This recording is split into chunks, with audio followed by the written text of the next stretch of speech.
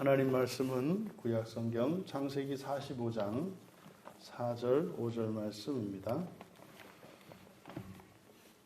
우리 같이 한 목소리로 함께 읽겠습니다.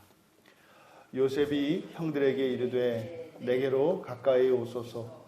그들이 가까이 가니 이르되 나는 당신들의 아우 요셉이니 당신들이 애굽에 판 자라.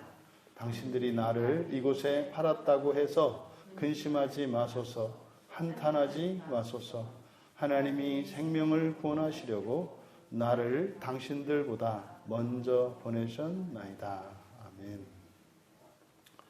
복음의 초대라는 제목으로 말씀의 은혜를 나누고자 합니다. 이제 요셉에게 있었던 모든 감정의 장벽들이 허물어졌고 형들을 향한 이제 그 모든 감정이 이제 사랑으로 승화되었습니다. 그런 요셉이 이제 형들을 초대합니다. 내게로 가까이 오소서. 이것은 마치 예수 그리스도께서 십자가에서 우리의 모든 죄를 멸하시고 마침내 하나님과 우리 사이에 화목의 길을 열어두시고 우리를 부르시는 것과 같습니다. 그래서 요셉이 형들을 부르는 이것이 복음과 같다. 예수 그리스도께서 십자가에서 죽으시고 내어주신 그 길로 우리를 초대하시는 그것과 같겠다. 내게로 오라, 가까이 오라.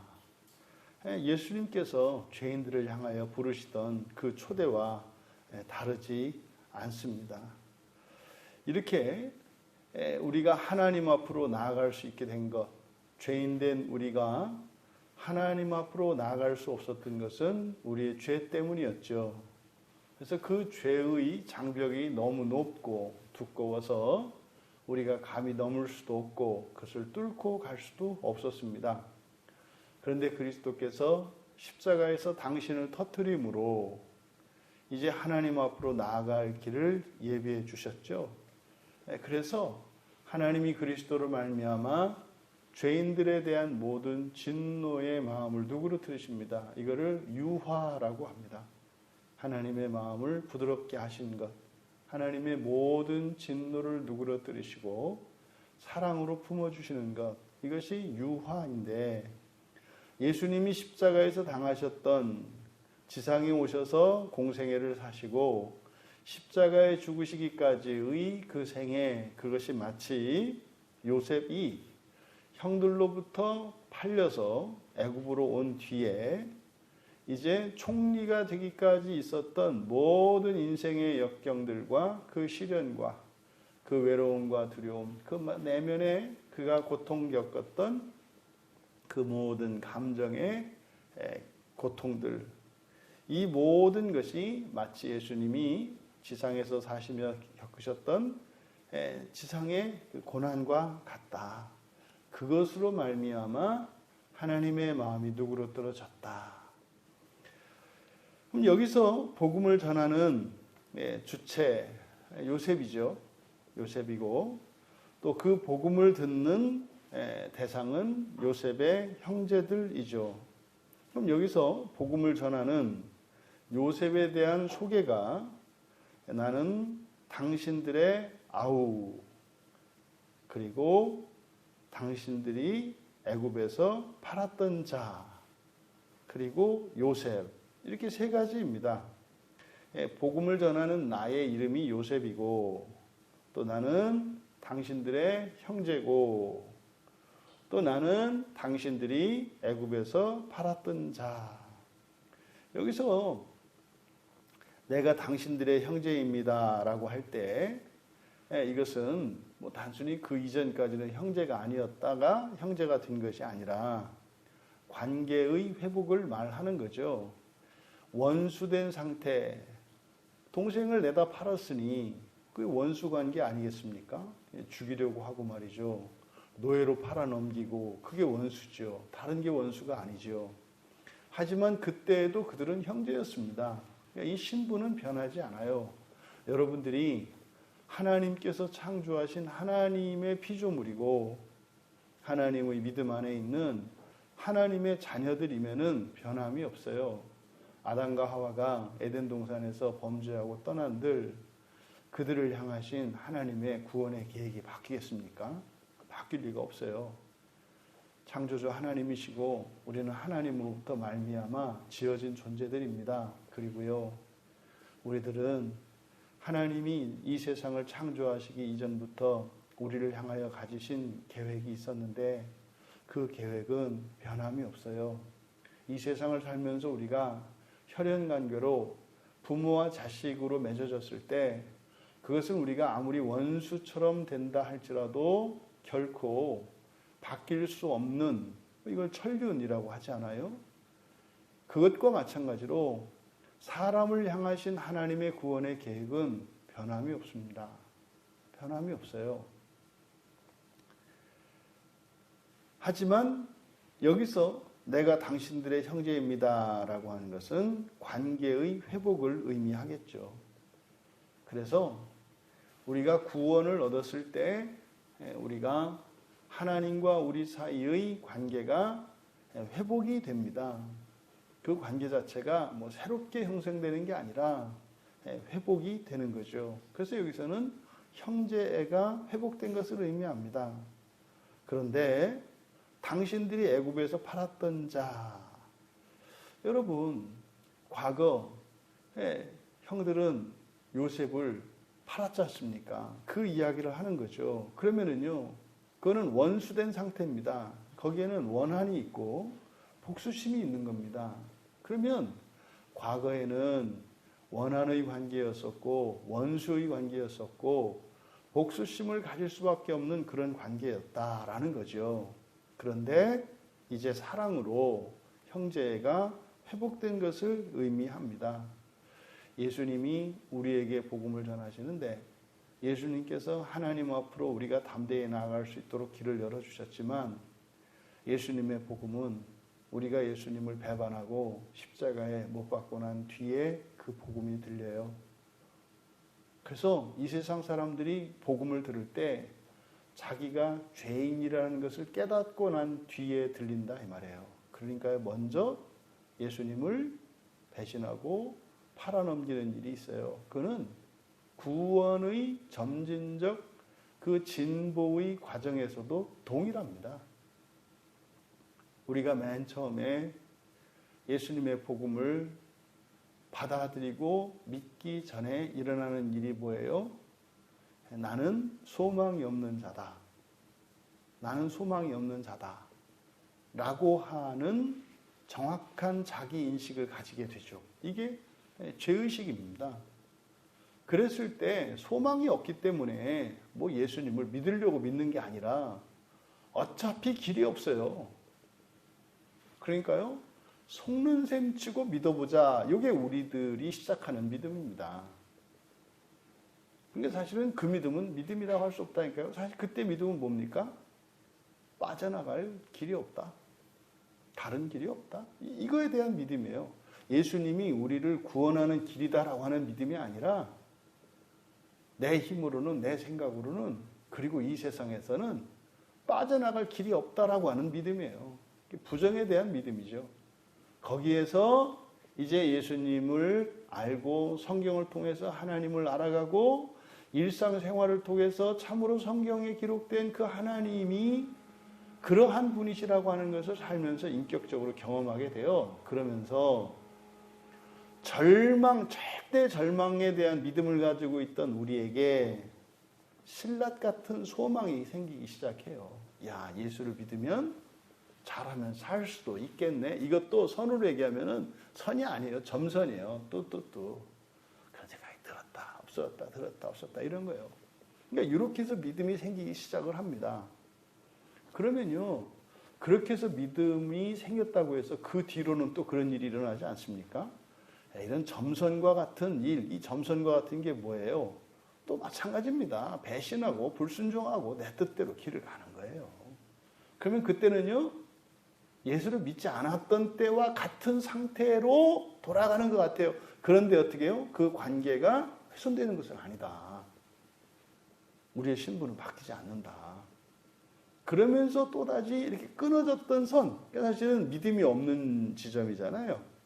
거기에 이제 믿음이 채워지는 거죠. 똑같은 방식으로. 그러니까요, 오늘 예수를 처음 믿은 사람이나 10년 전에 예수를 믿은 사람이나 신앙생활하는 방식은 어떻다? 똑같아요. 항상 불순종하고 항상 불신앙 속에서 절대 절망을 경험하고 부정에 대한 믿음으로 하나님께 나와서 거기서 신락 같은 소망을 발견하면서 거기서 믿음이 생겨요. 그러면 없던 믿음이 생기는 거나 단절되어 있는 그 부분을 메꾸는 믿음이 생기는 거나 똑같다. 그래서 모든 사람의 신앙의 과정은 항상 똑같아요. 그러니까 항상 우리들이 죄를 짓고 불순종을 하지만 거기에 하나님의 새로운 은혜가 임하잖아요. 되게 마음에 안 드는 내용인데 우리가 그래요. 어쩔 수 없어요. 어쩔 수 없어요, 우리가. 그래서 우리는 죄를 미워하면서도 죄를 떠날 수가 없는, 이것이 존재론적인 한계이기도 합니다만 사실은 하나님 나라의 소망을 위하여 살아가는 이들에게는 쓰레기가 됐든 뭐가 됐든 갖다 모아야 돼요. 근데 문제는 그것을 재료로 쓰느냐 안 쓰냐죠. 그건 뭡니까? 하나님 앞에 그 문제를 내어놓는 거예요.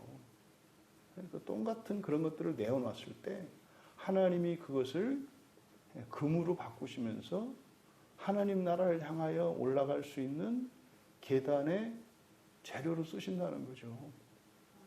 우리가 걷어온 것은 그런 쓰레기입니다만 하나님은 그것을 흠없고 거룩하고 정결한 것으로 바꾸셔서 그 거룩한 계단으로 하나님 나라에 오르게 하세요.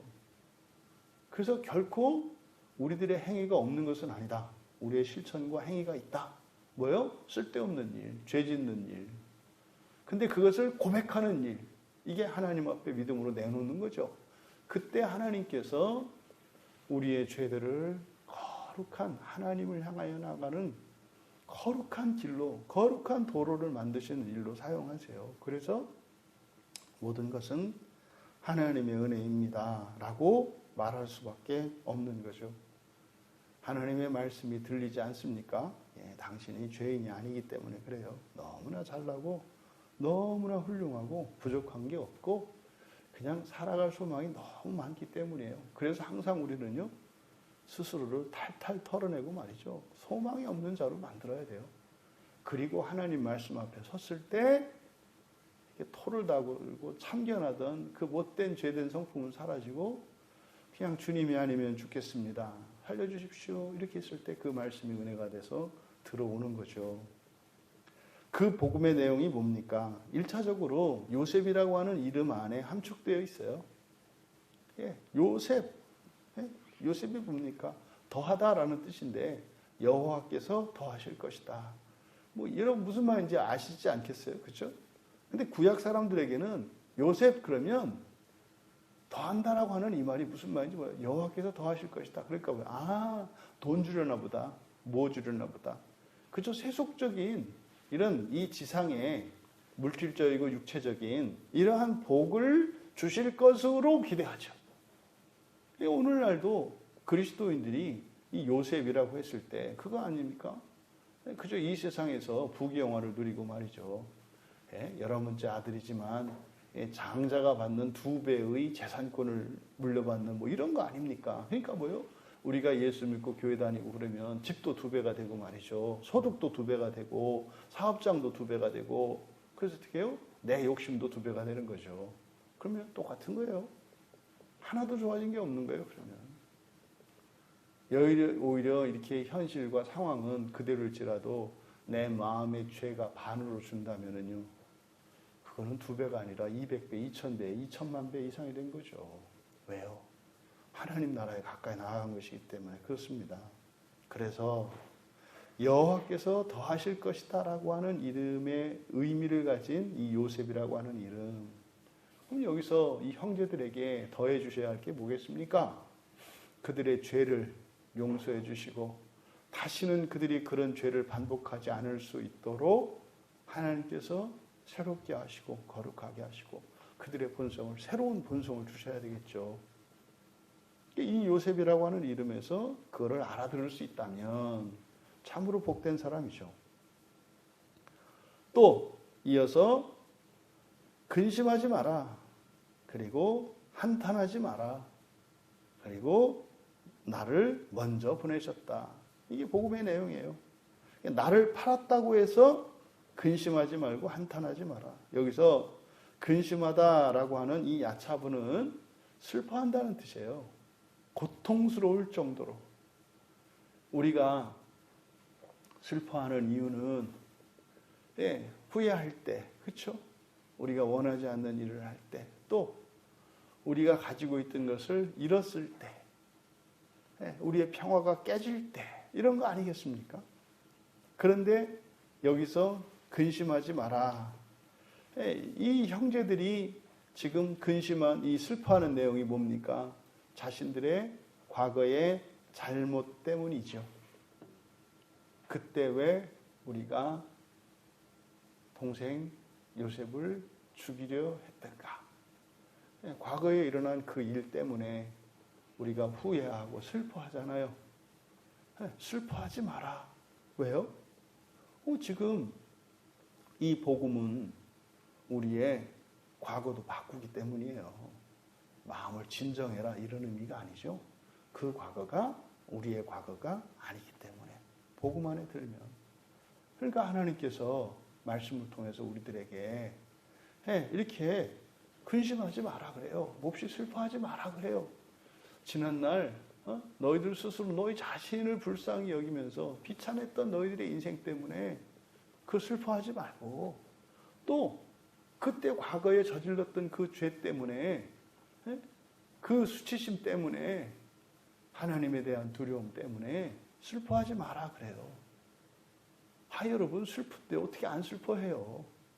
이건 무슨 말입니까? 슬플 일이 없다는 거예요. 슬퍼하지 말라는 것은 슬픈데 꼭 참아라 이게 아니죠. 그 슬픔이 너의 슬픔이 아니라는 거죠. 이게 안 믿어진다니까요. 또요. 한탄하다 그랬어요. 한탄하지 마라. 여기서 한탄한다라고 번역되어 있습니다만 이건 사실은 노하는 거예요. 하라라는 말이거든요.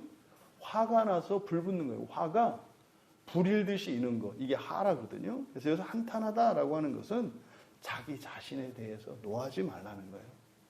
자기 자신에 대해서 노하지 말라. 이게 뭡니까? 자학하고 자책하고 이런 거 아니겠습니까? 예? 왜요? 이제 그가 너가 아니니까. 그가 너가 아니니까. 이제 이 형들은요. 다시 과거의 그 상황이 되었을 때 아무리 요셉이 알짱알짱하고 아버지의 사랑을 독차지하고 말이죠. 눈의 가시와 같은 존재라 할지라도 그를 죽이려 하거나 그를 파묻어버리려 하거나 그를 팔아 넘기려고 하는 생각을 다시는 하지 않아요. 과거의 내가 지금의 내가 아니거든요. 그러니까 이 복음은 우리에게 근심하지 말라 하고 자기 자신에 대해서 노하지 말라 그래요. 슬퍼하거나 노하지 마라. 복음의 부름이에요. 왜요? 그 너가 지금의 너가 아니다. 너는 다른 사람이다. 그리고 놀라운 얘기를 하죠. 과거에 그들이 죄를 졌잖아요. 동생을 팔아 넘겼잖아요. 악한 일이잖아요. 그런데 만약에 그들이 그렇게 하지 않았더라도 요셉은 애굽에 먼저 왔어야 한다는 거예요. 그러니까 먼저 보내신 거예요. 먼저 보내신 거예요. 왜요? 생명을 구원하시려고. 생명을 구원하시려고. 그러니까요. 그러면 이때 이 말을 듣고 형들이 우쭐 해야 됩니까? 아, 그래? 우리가 하나님의 뜻을 행한 거야? 이러면 안 된다 이 말이죠. 악한 건 악한 거고 그건 정말 못된 거예요. 근데 이게 복음이 들어오니까 그게 뭐예요? 천하의 악한 짓을 했는데 그게 하나님의 뜻을 이루기 위해서 한 일이 된다니까요. 그러니까 여러분, 과거에 누군가가 여러분을 괴롭히고 악하게 여러분을 대했을지라도 여러분이 이 복음의 참다운 의미와 가치를 깨닫게 된다면 그 사람의 악이 보이는 것이 아니라 하나님께서 그 사람을 통하여 구원하신 일들이 보여요. 그러면 인간 사이에 이런 은원관계가 사라지는 거죠. 근데요, 여러분들이 만약에 요셉의 입장에서 생명을 구원하시려고 나를 당신들보다 먼저 보냈어요. 하나님의 뜻이었어요. 라고 하는 이 말, 여기서는 사실은 가치의 우선순위예요. 생명의 구원이라고 하는 것이 형제들과 아버지, 고향에 있는 자기 동족, 민족 아닙니까? 자기 민족의 구원이에요. 무슨 말이에요? 지금 기근이 오고 나니까 알겠는 거죠. 다 굶어 죽게 생겼잖아요. 근데 결과적으로 얘기를 하는 거예요. 이걸 뭐라고요? 이제 사람들은 꽤 맞춘다 이러는 거예요. 꽤 맞춘다. 뭐 그렇게 하네요. 그럼 만약에 기근이 없었으면 그러면 또 딴 일이 일어나겠죠. 우리는 또 어떻게 해요? 얼마든지 꽤 맞출 수 있다. 꽤 맞출 수 있는 거예요. 그러니까 하나님의 섭리는 우리가 꽤 맞추는 방식으로 알아요. 내다볼 수가 없어요. 헤아릴 수가 없어요. 그러니까 하나님의 그 구원의 섭리는요, 우리가 꽤 맞추는 방식으로, 말하자면 영망적으로 우리가 하나님의 뜻을 알지 절대 그렇게 알지 못해요. 물론 전망적으로 하나님의 뜻은 알 수 있어요. 뭐 때문에? 불래, 그렇죠? 변함없는 확고한 하나님의 뜻. 대표적인 게 뭡니까? 종말의 부활이라니까요. 그거는 우리가 확실히 알 수 있어요. 하지만 가변적인 하나님의 뜻인 때로는 우리가 알 수 없어요. 그건 어떻게 알아요? 영망적으로 안다고요. 그러니까 되고 나서 아는 거예요. 되고 나서. 아, 그랬구나. 아, 그랬구나. 근데 말입니다, 여러분. 가족 구원, 가족의 생명을 살리는 가족 구원이라고 하는 부분과 자신이 겪어야 하는 고통 사이에서 가치의 크기를 우리가 한번 비교해 보자고요. 이렇게 너무 거룩하게 생각하지 마시고 그냥 아주 인간적으로, 속물적인 인간의 생각으로 여러분 당장의 하루하루의 삶 속에 이런 불편과 여러분이 겪어야 하는 이런 고통, 슬픔이 큽니까? 슬픔의 무게와 여러분을 사랑하는지 안 사랑하는지, 여러분을 안중에 두고 있는지 어떤지도 모르는 모든 가족들의 구원의 무게가 큽니까? 시험 볼 때는 가족들의 구원이고요. 살아갈 때는 나의 불편의 무게, 나의 고통의 무게가 큰 거예요. 이게 그냥 사람의, 이 세상에 속한 사람의 정직한 거예요. 아니 그래서 그 동네 골목 이런 데서 애들이 뭐 너 때릴 거야? 너 이거 저 돈 안 주면 때릴 거야? 그럴 때 돈을 맞을 거를 생각하니까 돈을 주는 게 낫잖아요. 이거 수업료인데 하고 낸다 이 말이에요. 여러분, 맞아서 수업료 벌 수 있으면 맞아서 버는 게 낫죠.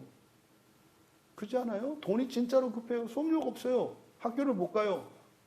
그러면 그때는 어떤 심정일까요? 누가 나 때려서라도 돈만 준다면 맞겠다. 정말 이런다니까요. 아주 옛날 얘기지만 우리나라의 그 재벌 회장이 화난다고 말이죠. 운전기사를 몽둥이 한 대에 10만 원인지 100만 원인지 주고 때렸다는 거 아닙니까? 내가 너무 화가 나니까 화를 풀어야 되겠는데 당신 알바해라. 돈 벌 생각 없냐? 어떻게 해요? 한 대에 100만 원씩. 그래서 맞았다는 거 아닙니까? 여러분, 이게 박겨놓으면 그렇거든요. 그런데 실제로 우리에게 고통이 다가왔을 때 가장 큰 가치는 현재의 나의 안전과 즐거움이에요. 이게 항상 우리가 이 세상을 살아갈 때 싸우는 영적 싸움의 핵심이거든요. 지금 당장의 즐거움, 그게 육체적이든 영적이든 일시적이든 모두 상관이 없어요. 근데요, 영적으로 깨어난 사람은 그걸 분별할 수 있는 거잖아요. 그럼 요셉의 경우에 여러분 한번 여러분들의 스스로에게 물어보세요. 여러분이 그 20년을 말이죠. 정말 이렇게 노예로 살고 죄인으로 살고 인간 이하의 대접을 받으며 살면 여러분 가족들이 살 수 있다고 생각해 봅시다. 하시겠냐고요. 시험 볼 때는 하겠습니다고, 살 때는 모르겠습니다요. 살다 보면 안 하겠습니다고요. 그런 거예요, 그런 거. 그런데 지금 요셉이 이렇게 이야기하는 것은요, 엄청난 변화가 일어난 거예요. 뜬 눈으로 밤을 새운 날이 한두 날이겠습니까? 그 공포심이 여러분, 진짜로 누군가에게 살해의 위협을 받았을 때 그거 안 없어지거든요. 기억 속에. 그 기세 등등, 살기 등등했던 형들의 모습과, 아시죠? 그럴 때 완전히 악한 영향에 잡힌 거기 때문에 눈빛이 바뀌거든요. 표정도 바뀌고요. 어마무시하더니요, 살기가. 그게 잊혀지지 않아요. 그것 때문에 여러분, 요셉이 뜬 눈으로 밤새운 날이 얼마나 많은지 몰라요. 그랬는데요, 이제는요, 내가 다시 그때로 돌아간다면 요셉은 어떻게 바뀐 거예요? 기꺼이 맞아 죽고 기꺼이 팔리겠다고 바뀐 거예요, 여러분. 형들은 그렇게 하지 않는 거로 바뀐 거고요. 요셉은 내가 자원해서 노예로 팔리겠다고 바뀐 거예요, 여러분. 이거예요. 이게 복음 안에서 일어나는 놀라운 변화입니다. 그러니까 이렇게 악한 죄인이었던 형들이 이렇게 착하게 되는 것만 복음 안에서 일어나는 변화가 아니라 오히려 더 손해를 보고 더 억울한 인생을 살겠다라고 하는 변화도 일어나는 거예요. 그러니까 여러분들은 형들과 같이 악한 자였다가 착한 사람만 되고 싶어 하잖아요. 그 다음에 그 형제들에게 일어나는 변화가 요셉에게 일어나는 변화죠. 온전하게 됩니다. 그 다음에 어떻게 돼요? 스스로 불구가 됩니다. 이게 복음 안에서 일어나는 변화예요. 그러니까요, 올라갔다가 내려오지 않으려고 하는 거죠. 이게 뭐예요? 한계 안에서 시험에 빠지는 거죠. 그럼 여러분, 없을 때도 있게 하신 하나님이 있는 것을 없게 할 때 그냥 두시겠어요? 이게 안 믿어지는 거예요. 이게 안 믿어지는 거예요. 털어내고 비워내고 낮은 자리로 내릴 때 더 높이시는, 그러니까 여러분들이 독수리가 절벽 아래로 확 떨어지는 것은 왜 떨어져요? 더 높이 날아오르기 위한 거거든요. 복음 안에는 이렇게 자다가 깜짝 놀라고 키 크는 꿈 있잖아요. 그렇게 하면서 떨어지면서 아차하면서 키가 큰다면서요. 우리의 삶 속에 없는 것이 회복되어지는 은혜가 있기를 바랍니다. 근데 그렇게 회복되고 난 뒤에는 스스로 떨어질 수 있는 더 큰 은혜가 있기를 바랍니다. 그때 더 높이시는 하나님의 은혜, 이게 세상을 향해서, 하나님 나라를 향해서 살아가는 이 세상의 신자들의 삶의 방식이에요. 그 하늘에서 떨어지는 그 벼락을 우리가 이렇게 그리잖아요.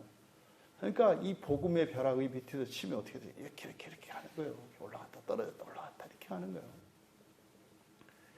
이렇게 개구리 도약처럼, 독수리가 비상하는 것처럼 그런 복음의 은혜의 변화를 받으며 살아갈 수 있게 되기를 바랍니다. 여러분, 복음의 초대에 응하시렵니까? 처음에는 네 했다가 나중에는 네가 되는 거예요. 어디서? 떨어져야 되는 지점에서.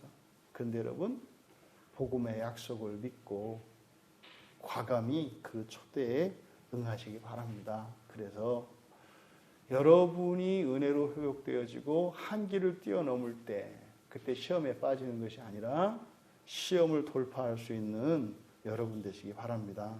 또 이 복음의 초대는 항상 우리가 어떤 상태일 때 들려온다? 죄인일 때 들려온다. 항상 내가 죄인이라는 것을 인식하고 있을 때 이 복음의 초청이 들려온다. 그래서 우리들이 괴로워하는 이런 죄의식, 죄책감, 이런 것들은 복음의 초대에 방해가 되기보다는 오히려 복음을 받아들일 수 있는 은혜의 환경인 거예요. 근데 우리가 오해하는 게 뭐예요? 그것이 없는 평화를 추구한단 말이죠. 여러분, 항상 죄인된 자신을 인식하며 그 복음의 초대가 끊임없이 들려지고 그 은혜를 누릴 수 있게 되기를 바랍니다. 여러분, 이러한 일이 어떻게 일어났습니까? 주님께서 고난을 당하시고 십자가에서 죽으셨기 때문에 그 복음이 나에게 들려졌고 유효하게 되었다는 것을 잊지 마십시오.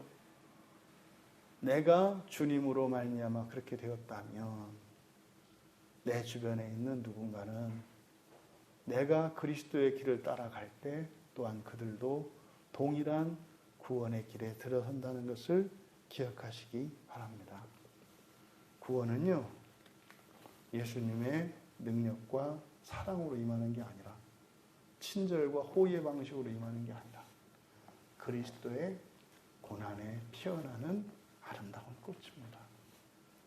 우리 신자들의 그 구원의 꽃이 기꺼이 고난을 감당할 수 있는, 그래서 우리는 죽으려고 하고 하나님은 그래서 그냥 우리를 살리기 위해서 아둥바둥 하시는 그 가운데 우리 주변에 있는 이들과 온 열방이 구원에 초대받을 수 있게 되기를 주님의 이름으로 축원합니다.